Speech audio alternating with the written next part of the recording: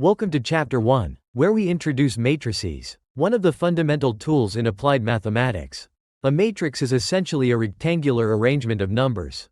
However, matrices are much more than just tables of numbers. They provide a systematic and compact way to represent information and relationships among multiple variables.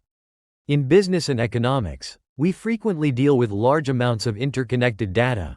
For example, a company may record sales of several products across different regions. An economy may describe transactions among different industries. Or a business may need to determine the quantities of several products that satisfy a set of resource constraints. All of these situations can be conveniently represented using matrices.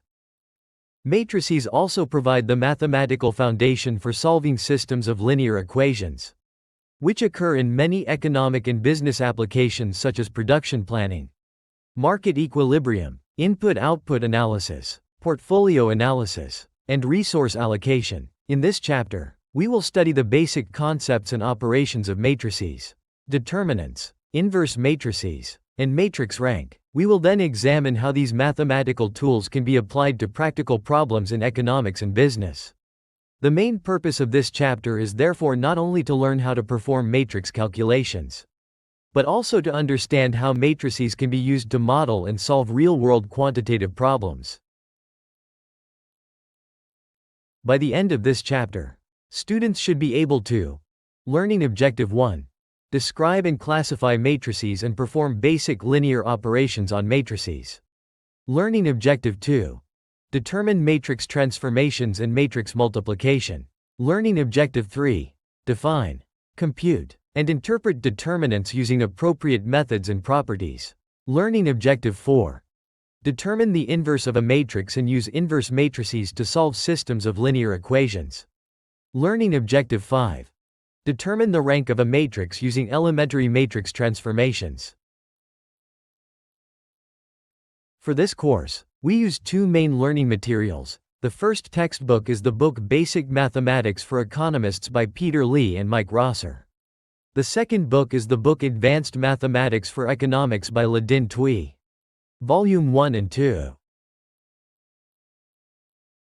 In this section, we will study four main topics: the basic concepts of matrices, types of matrices, linear operations on matrices, and matrix transformations. These concepts provide the foundation for using matrices in business and economic applications.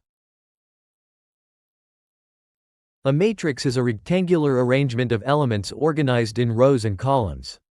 These elements are usually numbers. We denote a matrix by the letter A, and each element is written as Aij. The first index, I, tells us the row position, while the second index, J, tells us the column position.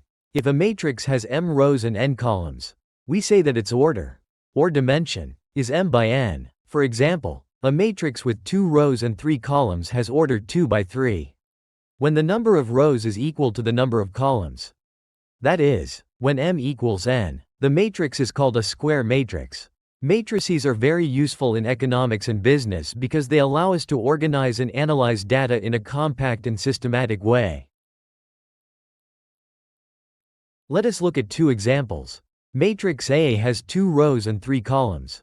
Therefore, its order is 2 by 3. Matrix B has 3 rows and 3 columns. Since the number of rows is equal to the number of columns, B is a square matrix. Its order is 3. These examples show that the order of a matrix is determined simply by counting its rows and columns. Two matrices are equal only when they satisfy two conditions. First, they must have the same order, meaning the same number of rows and columns. Second, every pair of corresponding elements must be equal. In other words, Aij must be equal to Bj for every row I and column j. In the example, matrices A and B have the same order and exactly the same elements in corresponding positions. So A is equal to B. Matrix C, however, has a different number of rows. Therefore, even though its first 3 rows are the same as those of A and B, it cannot be equal to them.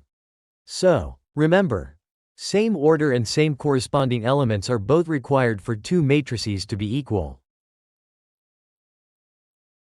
Next, we consider some special matrices. A null matrix, or zero matrix, is a matrix in which every element is equal to 0. It can have any order.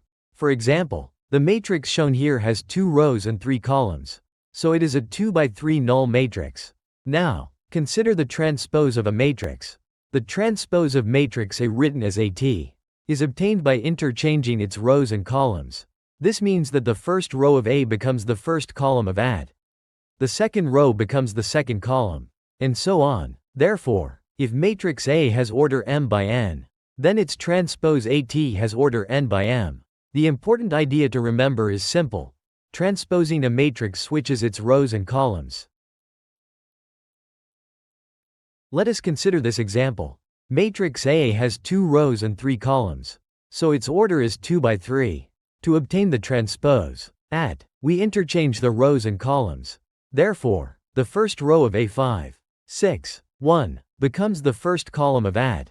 The second row, 3, 7, 2, becomes the second column. As a result, AT has 3 rows and 2 columns. So its order is 3 by 2. Now, consider a vector. A column vector can be viewed as a special matrix with only one column. If it has m elements, its order is m by 1. Its transpose AT is then a row vector. It has 1 row and m columns. So, a vector and its transpose illustrate the same idea. Transposition changes rows into columns and columns into rows. A square matrix is a matrix with the same number of rows and columns. In other words, it has order n by n. For example, matrix B has 3 rows and 3 columns. So it is a 3 by 3 square matrix. For any square matrix, we can identify 2 important diagonals. The principal diagonal runs from the top left corner to the bottom right corner. In matrix B, the principal diagonal consists of the elements 5, 7, and 9. The secondary diagonal runs from the top right corner to the bottom left corner. In matrix B, these elements are 1, 7, and 1. These 2 diagonals will be useful later when we study special matrices and determinants. A diagonal matrix is a square matrix in which every element outside the principal diagonal is 0. So, only the elements on the principal diagonal may be non-zero. In matrix B, the diagonal elements are 1, 7, and 9, while all other elements are 0. A special type of diagonal matrix is the identity matrix. In an identity matrix, every element on the principal diagonal is equal to 1, and all other elements are 0. We usually denote the identity matrix by I. For example, I2 is the 2 by 2 identity matrix. And I3 is the 3 by 3 identity matrix. The identity matrix will be very important later because multiplying a matrix by the identity matrix leaves the matrix unchanged. A triangular matrix is a square matrix in which all entries on one side of the principal diagonal are 0. There are 2 main types. An upper triangular matrix has zeros below the principal diagonal.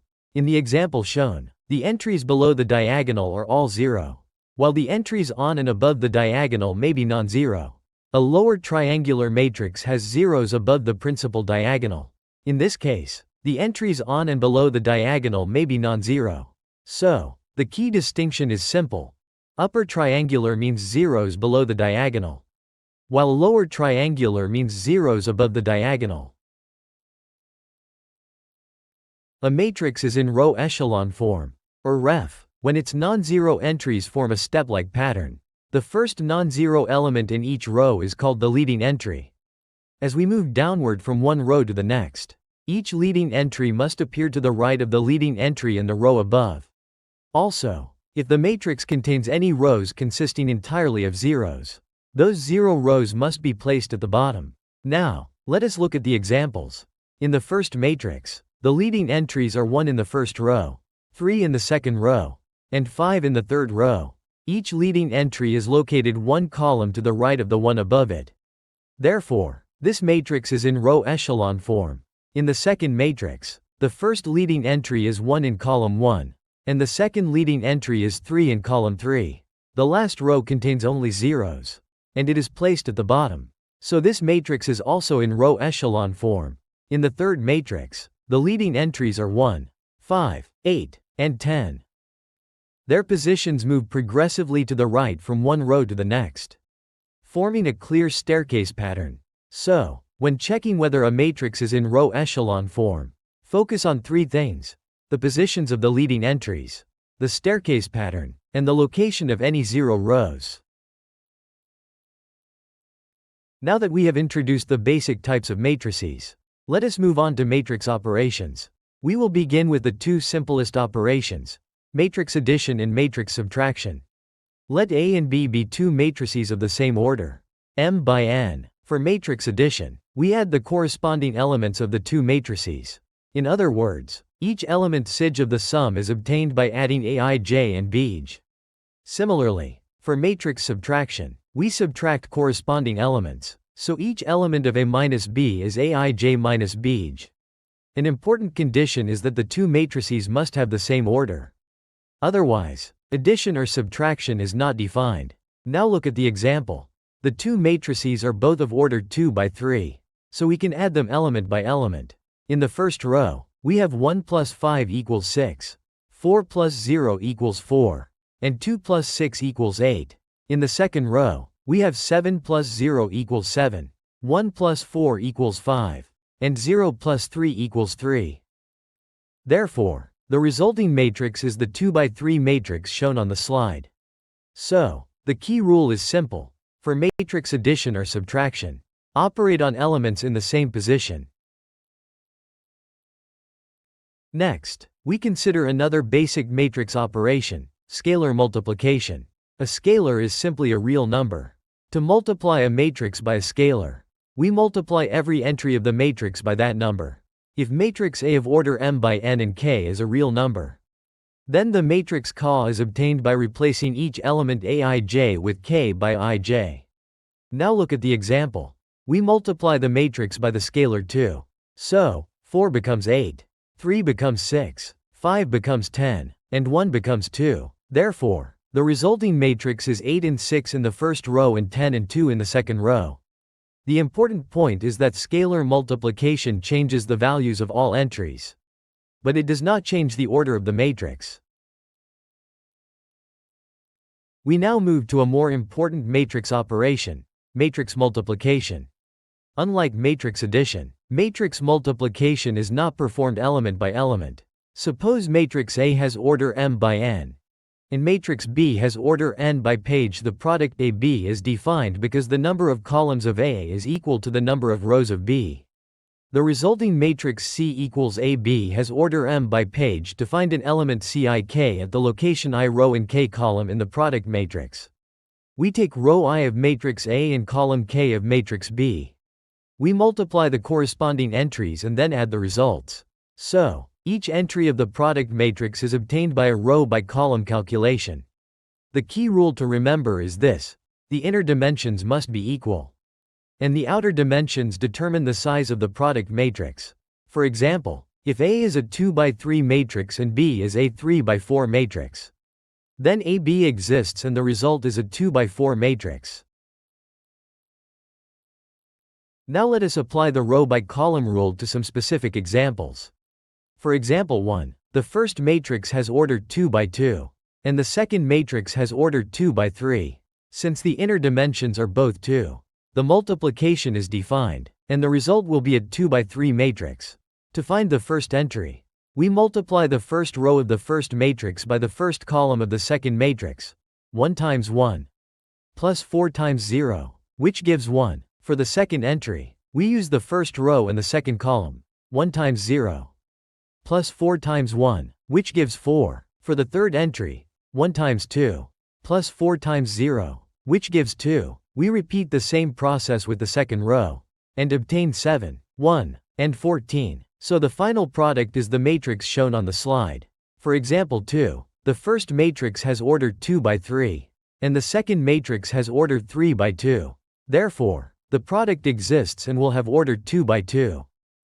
The first entry is 1 times 1, plus 2 times 0, plus 3 times -1, which equals -2. The second entry is 1 times 1, plus 2 times 3, plus 3 times 4, which equals 19. Using the second row in the same way, we obtain -5 and 15. For example 3, matrix A has order 2 by 3 and matrix B has order 3 by 4. Therefore, AB is defined and will be a 2 by 4 matrix. At this point, you can compute each entry using exactly the same row by column procedure. The important habit is to first check the dimensions. Then identify the correct row and column for each entry. Now that we have studied the basic matrix operations, let us move to elementary matrix transformations. These operations will be important later when we compute determinants, inverse matrices, and matrix rank. There are 3 basic elementary operations. The first operation is to interchange 2 rows or 2 columns. The second operation is to multiply every element of one row or one column by a non-zero constant. The third operation is to multiply one row or column by a constant and add the result to another row or column. These 3 transformations allow us to simplify a matrix while preserving important mathematical information.